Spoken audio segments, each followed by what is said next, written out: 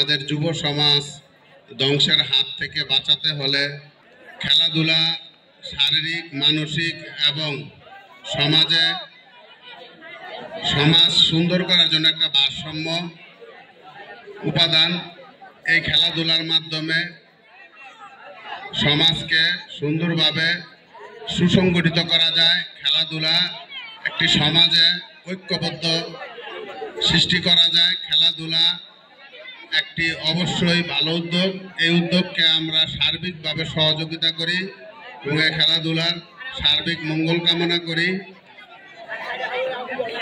আমাদের যারা ছোট ভাই এই এলাকার যে কেউ, যে সংগঠন হোক, যে যারা এই ধরনের খেলাধুলার উদ্যোগ গ্রহণ করবে, তাদেরকে আমাদের পাশে দাঁড়িয়ে আমাদের সহযোগিতা করতে হবে। আর্থিকভাবে সময় দিয়ে বিভিন্নভাবে সহযোগিতা করে তাদেরকে খেলাধুলামুখী এবং মাঠমুখী করতে হবে।